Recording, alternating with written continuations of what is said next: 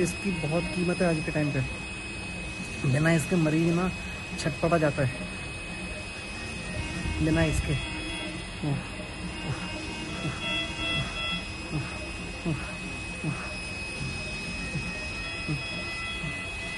कुछ नहीं आता इसमें, कुछ भी नहीं आ रहा है इसमें।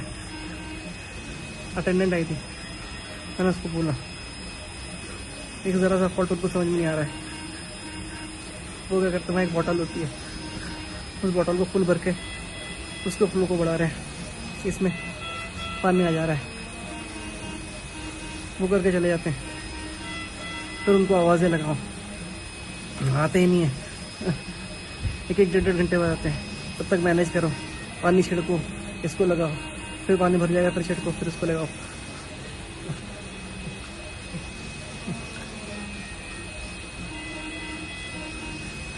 उनको समझ में नहीं आ रहा है कि उनको पानी की बोतल में पानी कम रखना है, फ्लो बढ़ाना है।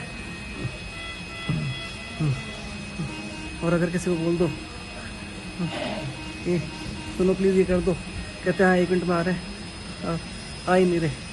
बताओ मैं इसको ये करा के क्या करूँ मैं।